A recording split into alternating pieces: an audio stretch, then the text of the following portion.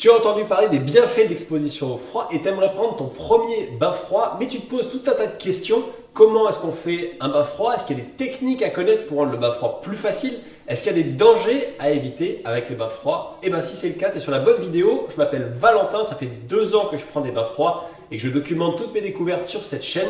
Et on va voir ensemble le guide du bain froid pour débutants. C'est parti! Alors première partie, dans quel cas est-ce que tu ne dois surtout pas prendre de bain froid? Il est possible que ta santé ne te permette pas de prendre des bains froids, surtout si tu as des troubles cardiaques, si jamais tu es sujet au diabète, si jamais tu as une plaie ouverte, si jamais tu es enceinte, si jamais tu es déjà malade, et oui, vu que ton corps est déjà soumis à un stress, pas la peine d'en rajouter un deuxième. D'une manière générale, si tu as des doutes sur ton état de santé, va toujours consulter un médecin avant de commencer la pratique des bains froids.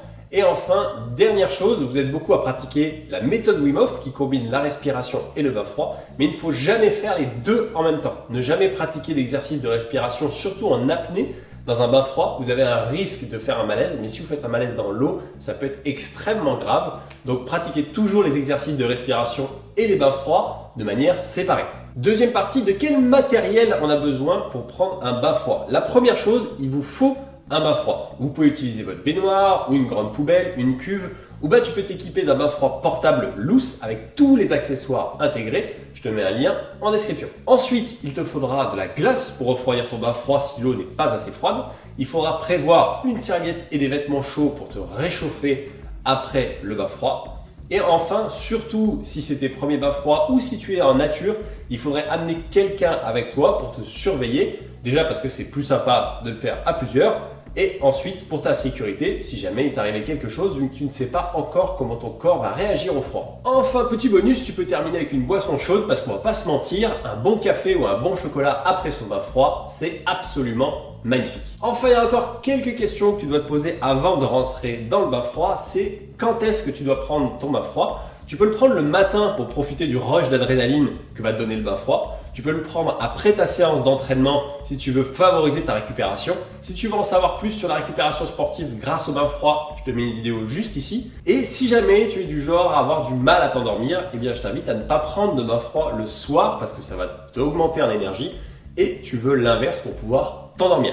Enfin, quelle est la température idéale pour un bain froid? Si tu commences, je te conseille de démarrer à 15 degrés, tout simplement. Et au fur et à mesure que tu t'habitues, tu pourras baisser la température si tu le souhaites. Combien de temps doit durer ton bain froid? Pareil, si tu es débutant et que c'est ton premier bain froid, tu peux commencer par des bains de 30 secondes. Et au fur et à mesure où tu vas t'habituer, tu peux monter jusqu'à 2 minutes, 3 minutes. C'est ce que je fais personnellement. L'idéal étant d'atteindre 11 minutes par semaine. Et tu peux découper ça comme tu veux. Cependant, il y a une chose à retenir dans un bain froid, on ne force jamais. Il y a des jours où vous serez moins en forme que d'autres. Il ne faut pas chercher à toujours battre son record. Dès que ton corps te dit qu'il est temps de sortir, c'est qu'il faut sortir. Enfin, il est temps de se jeter à l'eau. Prenez le temps de faire une petite préparation mentale. Il y a des jours, ça sera plus dur que d'autres, forcément. Et ce que j'aime bien faire, c'est me rappeler pourquoi je le fais. De la même manière où, si on veut aller à la salle de sport pendant longtemps, il faut avoir un objectif fort, et ben c'est pareil pour les bains froids.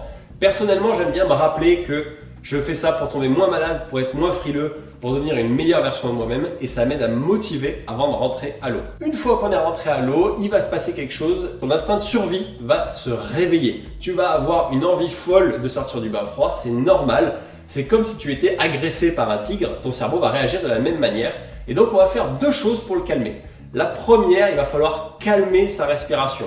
Faire de longues inspirations, faire de longues expirations. Et la deuxième chose, on a tendance à se crisper quand on rentre dans un bain froid. Et il faut faire l'effort mental de relâcher tous ses muscles.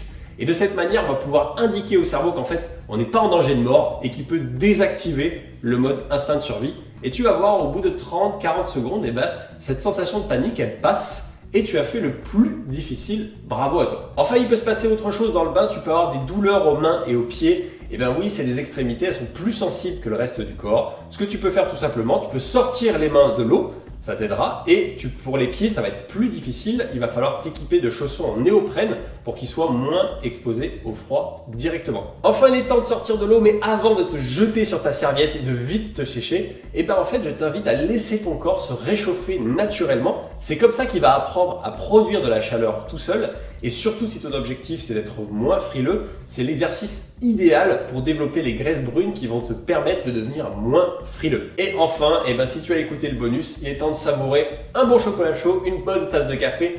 Félicitations à toi mon givré, tu as fait ton premier bain froid. Bienvenue dans l'équipe. Si tu veux voir d'autres vidéos comme ça, n'hésite pas à t'abonner et je te dis à bientôt mon givré.